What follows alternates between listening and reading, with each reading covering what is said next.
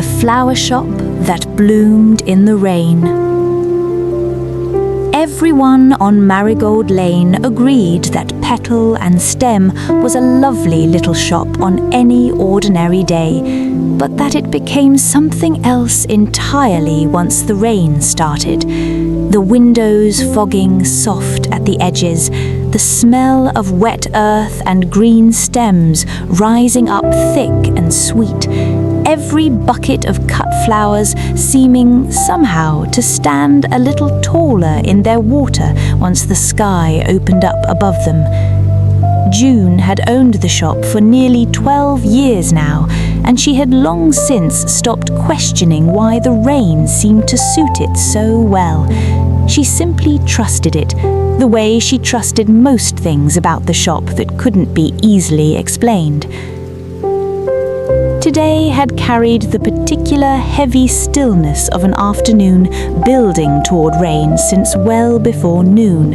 the kind of grey, waiting sky June had learned to read as easily as any weather report, and she had spent the morning readying the shop for it without quite admitting to herself what she was doing, bringing in an extra bucket of ranunculus from the cooler out back, setting the little brass bell over the door to ring a touch louder, brewing a pot of ginger tea to keep warm on the back counter for whoever came in soaked and shivering. By early afternoon, the first drops had begun tapping against the shop's wide front window, hesitant and scattered at first, and June paused in the middle of trimming a bunch of ranunculus stems to watch them fall, feeling the same small anticipatory lift she always felt at the start of a proper rain. The shop around her held its usual soft chaos of colour, buckets of tulips and peonies and sweet William arranged in loose, deliberate rows along the worn wooden floor, ribbon spools stacked in a leaning tower by the register, the whole small room smelling of green stems and damp paper, and the particular mineral sweetness that always seemed to arrive along with the rain itself. The rain thickened steadily through the early afternoon, settling into a full, unhurried rhythm against the glass,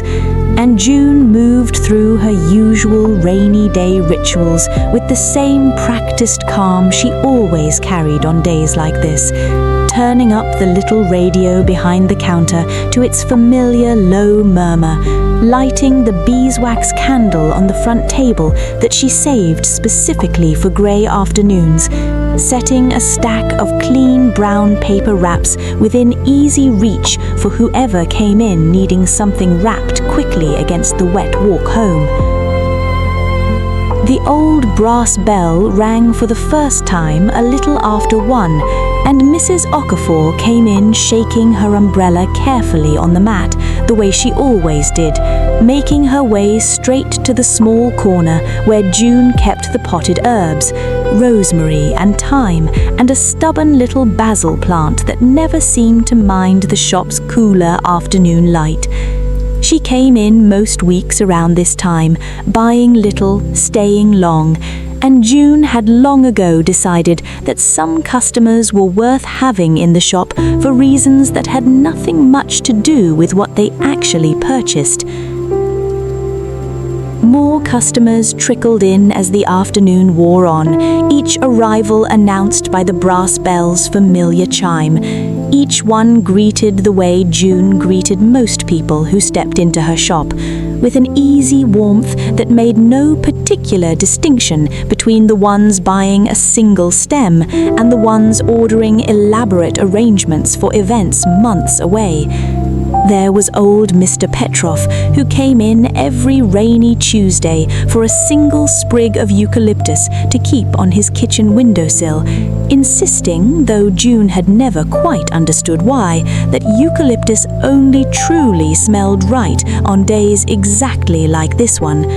There was Talia, a young woman who worked at the bakery 2 doors down, who ducked in on her break most rainy afternoons, just to stand a while among the buckets of flowers, breathing it all in, never buying anything at all, and June never once minded.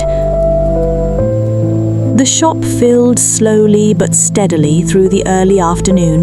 never crowded exactly, but pleasantly full of quiet movement and low conversation, the gentle murmur of the radio mixing easily with the rain's steady percussion against the window, and the occasional soft chime of the bell announcing someone new stepping in out of the wet.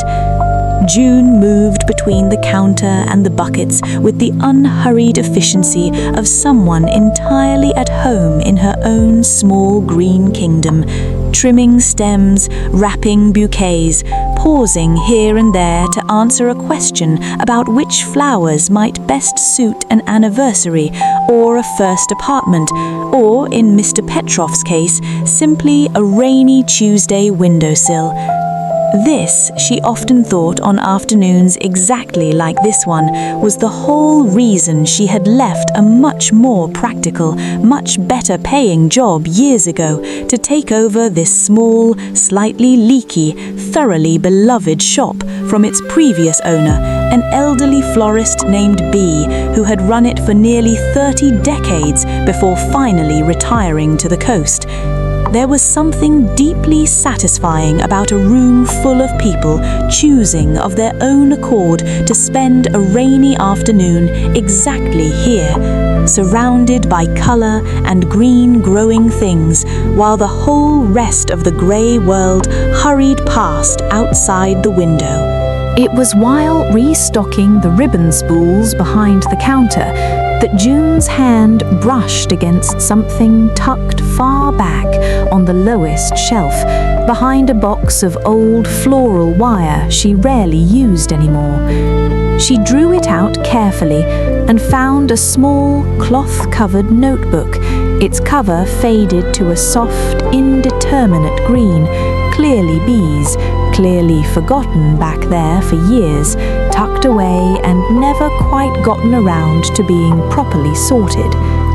She opened it carefully, standing there behind the counter while the rain kept its steady rhythm against the glass, and found B's familiar looping handwriting filling page after page, notes on flower care and seasonal availability, and small practical tricks of the trade, each one annotated with the particular confidence of someone who had spent 30 years learning exactly how stubborn or forgiving each variety could be.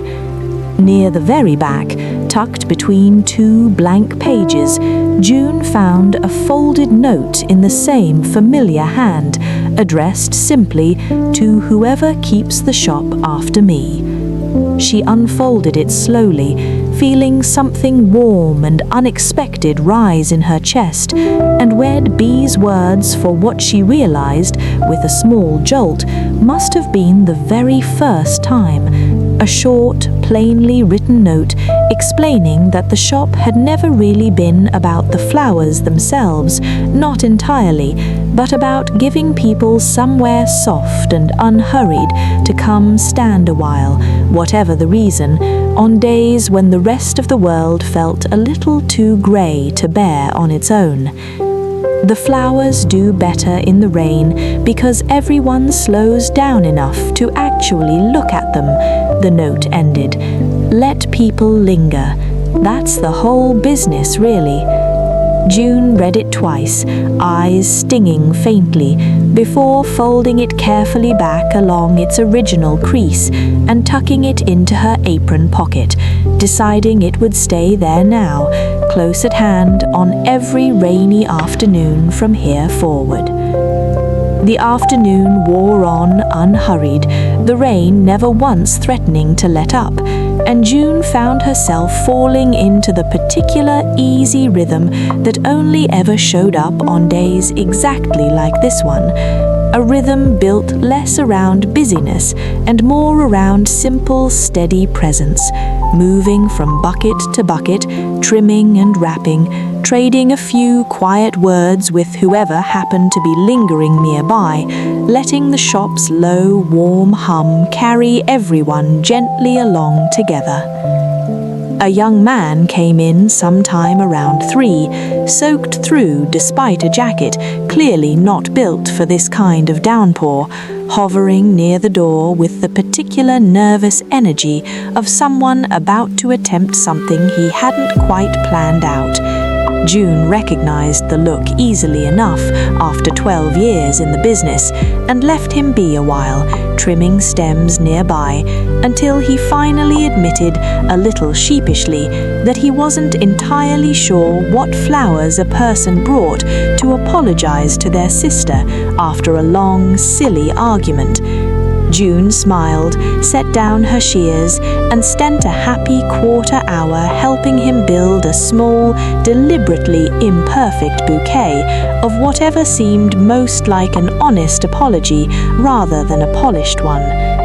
Mrs. Okafor lingered near the herbs well past her usual quarter hour, chatting easily now with Talia, who had wandered back in on a longer break than she probably should have taken, the two of them trading opinions about which basil variety handled the shop's cooler light best.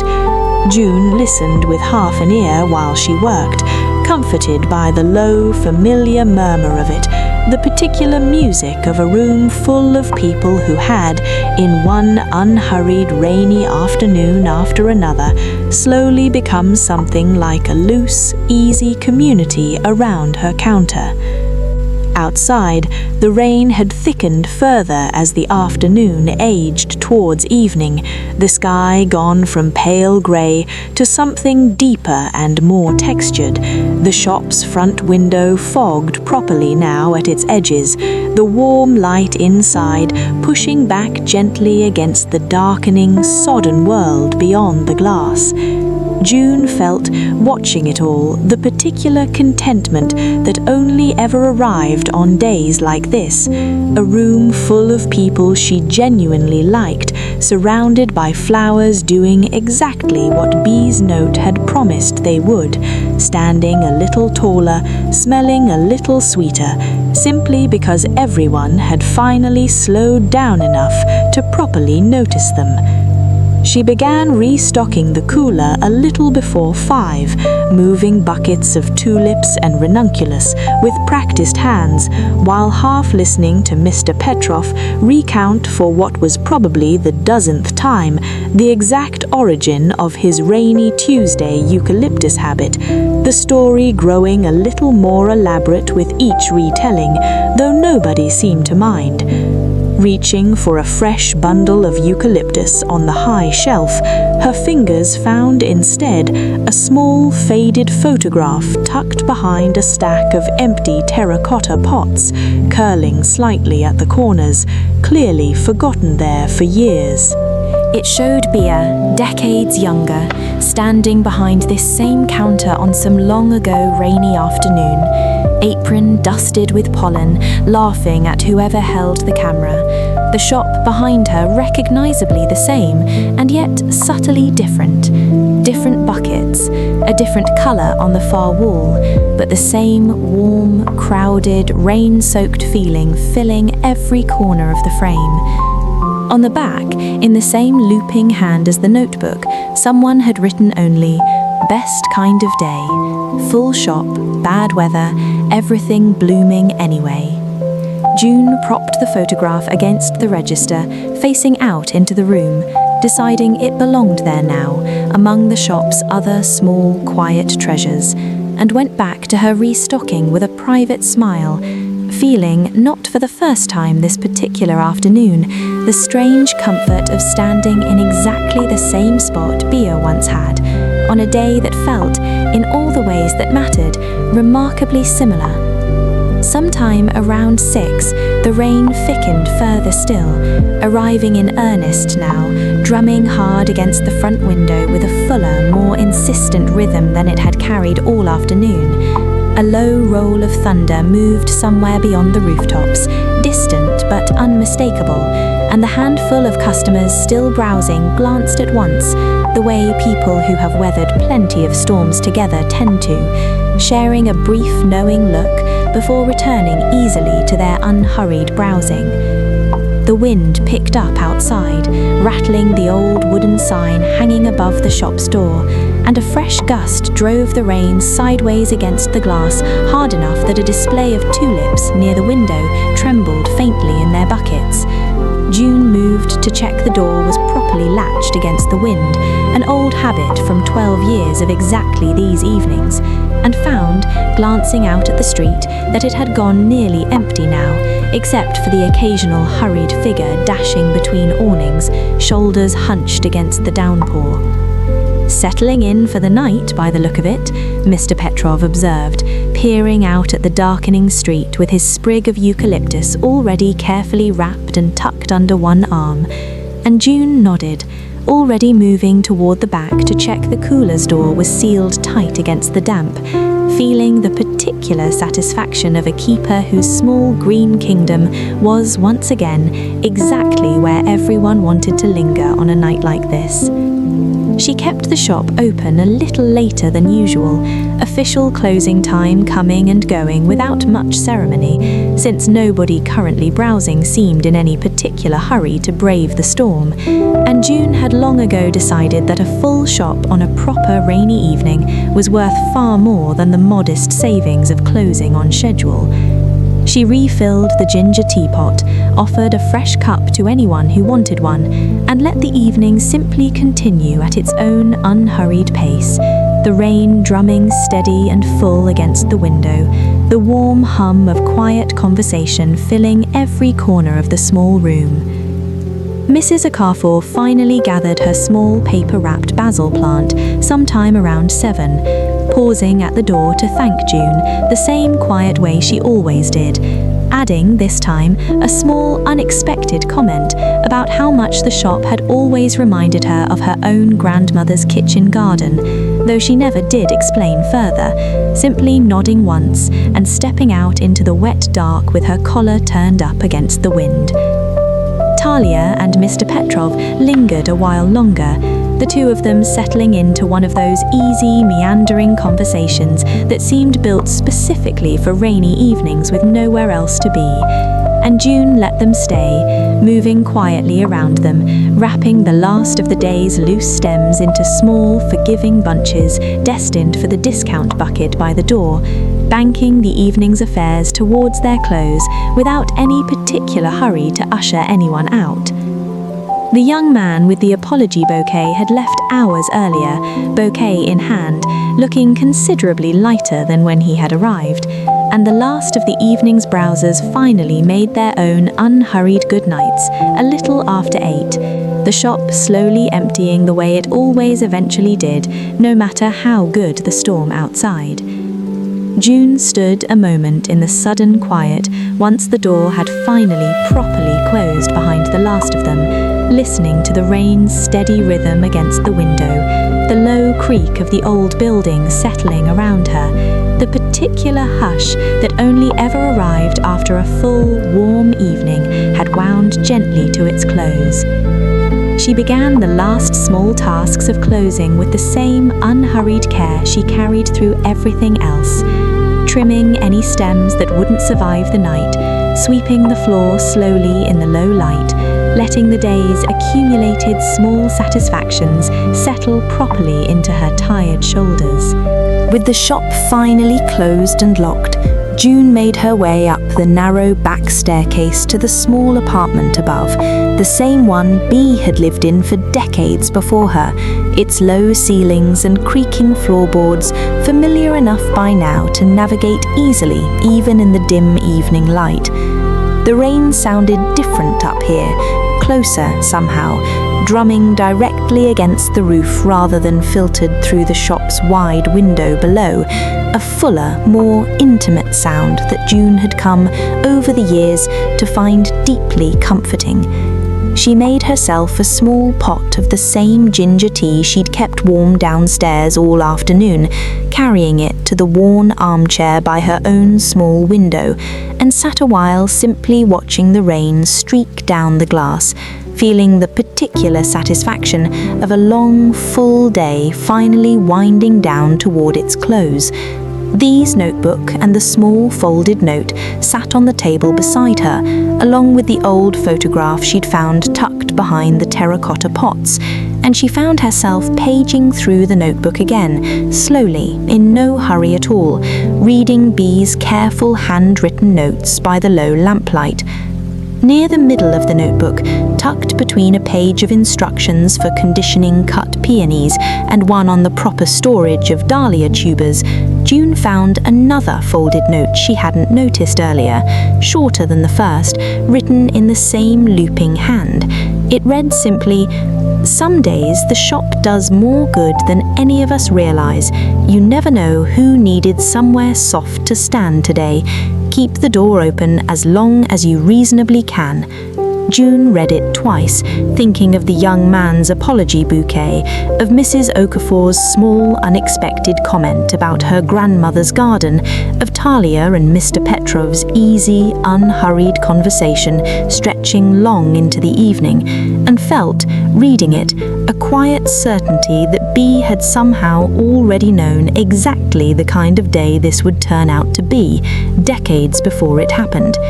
She set the notebook down carefully, tea cooling now to its perfect drinking temperature, and let herself simply sit a while longer, listening to the rain's steady rhythm against the roof, feeling entirely, uncomplicatedly grateful for the small, warm kingdom she'd been trusted with, for the florist who had built its rhythms long before her, for the particular quiet purpose of keeping a door open on days exactly like this one.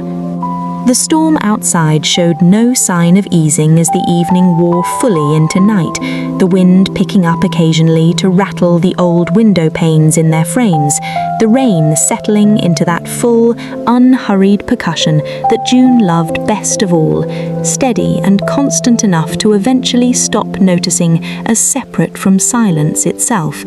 She finished her tea slowly, refilling it once from the small pot, and let her thoughts wander the way they always did on nights like this, unhurried, drifting easily between memory and simple present comfort.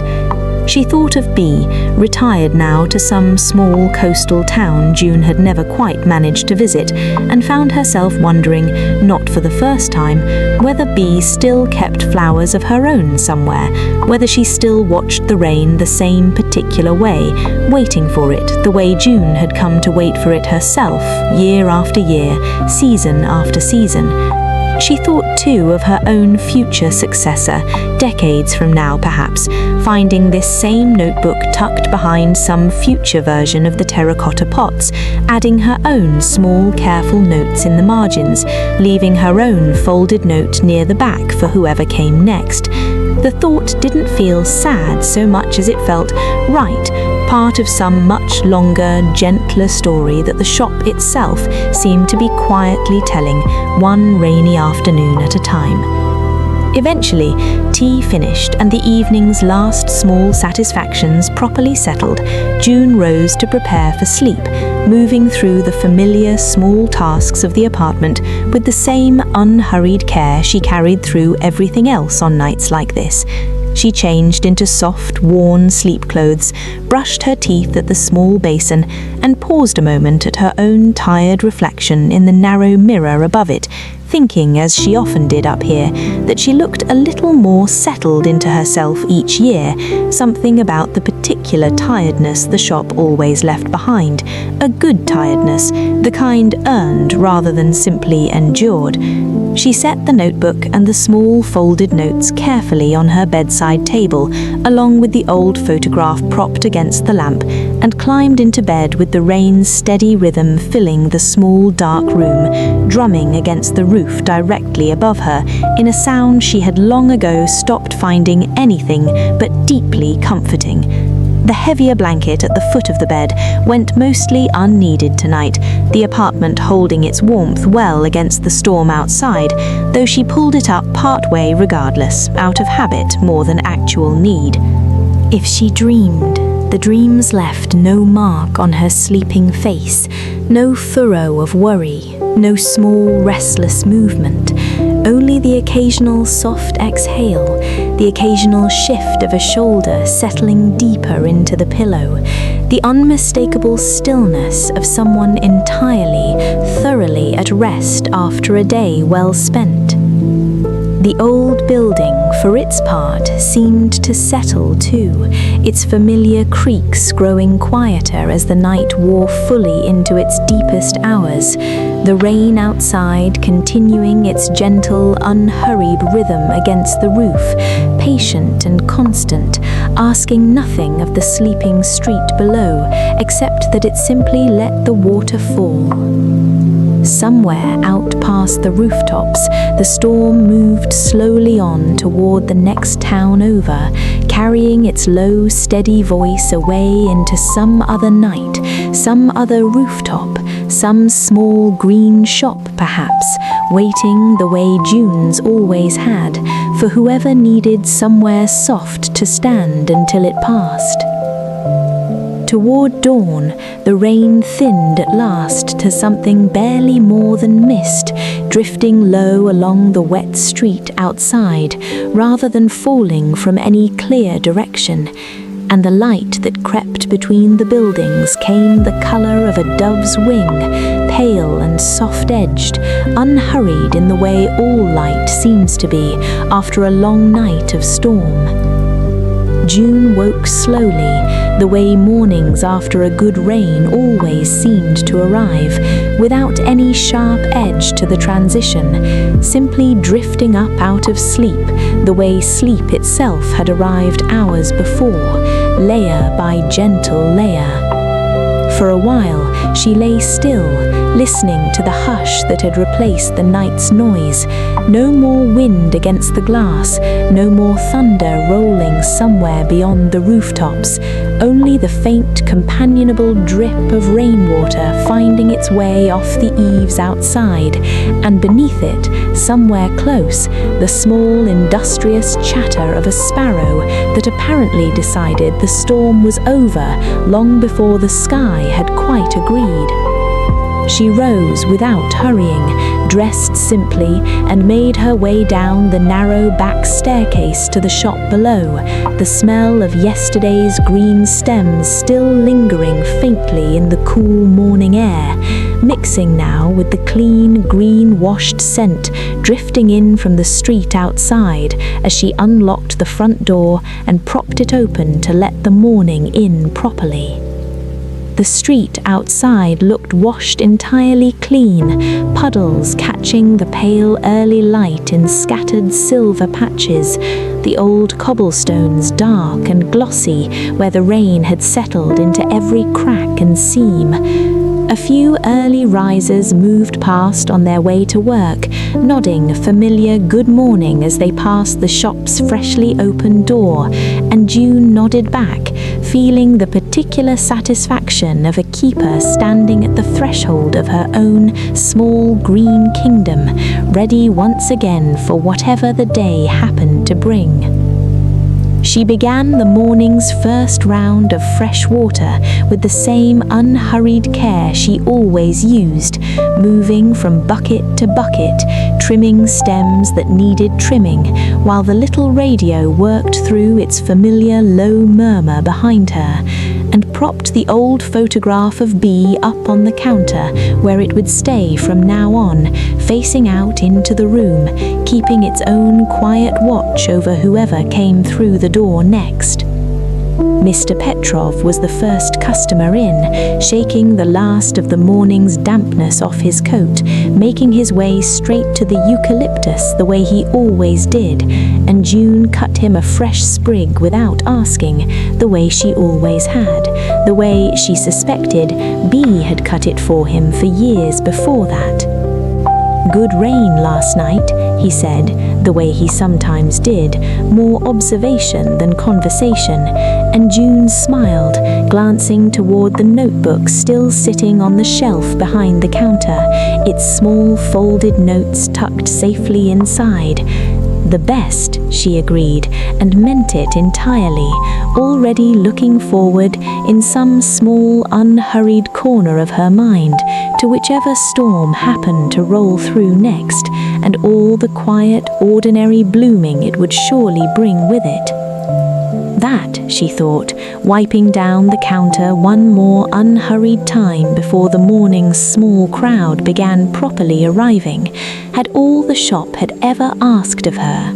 To keep the door open, to keep the water fresh, to let people linger exactly as long as they needed, storm or shine, and trust that the rain, whenever it came, would bring exactly the right people in out of it. Outside, the last of the morning mist lifted slowly off the wet street, and the old brass bell above the door rang again, bright and familiar, announcing the day's next arrival. Talia, a little early for her usual break, shaking a damp umbrella out on the mat, exactly the way Mrs. Okafor always did, smiling at the small coincidence of it as she made her way toward the buckets of flowers to simply stand a while and breathe it all in. The shop, waiting patiently as it always had, opened itself up once more to whatever the weather chose to bring, warm and unhurried, and exactly as full in its own quiet way as it needed to be. The end. If she dreamed, the dreams left no mark on her sleeping face, no furrow of worry, no small restless movement, only the occasional soft exhale, the occasional shift of a shoulder settling deeper into the pillow, the unmistakable stillness of someone entirely, thoroughly at rest after a day well spent. The old building, for its part, seemed to settle too, its familiar creaks growing quieter as the night wore fully into its deepest hours, the rain outside continuing its gentle, unhurried rhythm against the roof, patient and constant, asking nothing of the sleeping street below, except that it simply let the water fall. Somewhere out past the rooftops, the storm moved slowly on toward the next town over, carrying its low, steady voice away into some other night, some other rooftop, some small green shop perhaps, waiting the way June's always had, for whoever needed somewhere soft to stand until it passed. Toward dawn, the rain thinned at last to something barely more than mist, drifting low along the wet street outside, rather than falling from any clear direction, and the light that crept between the buildings came the color of a dove's wing, pale and soft-edged, unhurried in the way all light seems to be after a long night of storm. June woke slowly, the way mornings after a good rain always seemed to arrive, without any sharp edge to the transition, simply drifting up out of sleep, the way sleep itself had arrived hours before, layer by gentle layer. For a while, she lay still, listening to the hush that had replaced the night's noise. No more wind against the glass, no more thunder rolling somewhere beyond the rooftops, only the faint, companionable drip of rainwater finding its way off the eaves outside, and beneath it, somewhere close, the small, industrious chatter of a sparrow that apparently decided the storm was over long before the sky had quite agreed.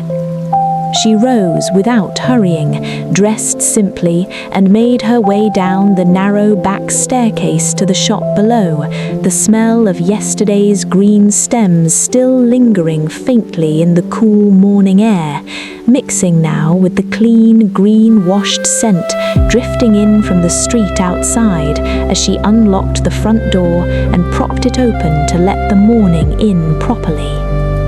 The street outside looked washed entirely clean, puddles catching the pale early light in scattered silver patches, the old cobblestones dark and glossy where the rain had settled into every crack and seam.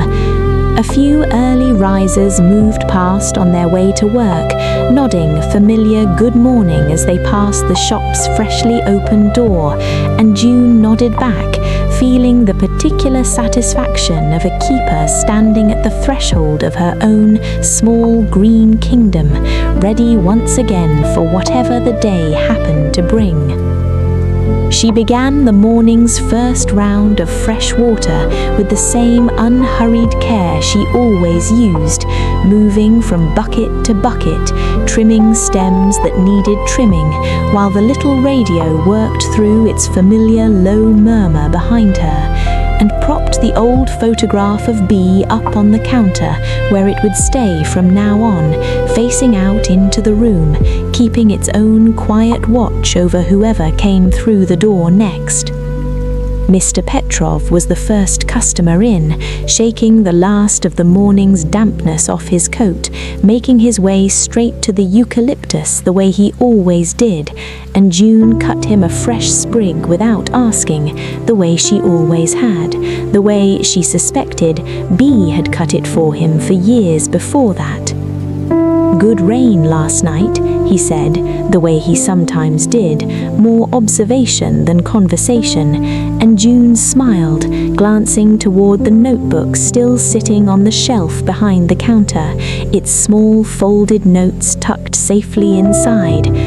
"The best," she agreed, and meant it entirely, already looking forward in some small unhurried corner of her mind to whichever storm happened to roll through next, and all the quiet, ordinary blooming it would surely bring with it.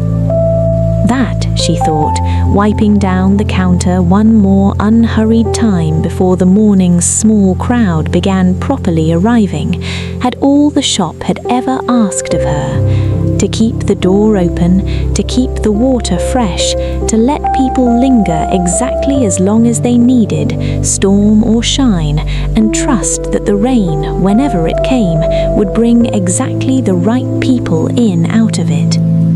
Outside, the last of the morning mist lifted slowly off the wet street, and the old brass bell above the door rang again, bright and familiar, announcing the day's next arrival. Talia, a little early for her usual break, shaking a damp umbrella out on the mat, exactly the way Mrs. Okafor always did,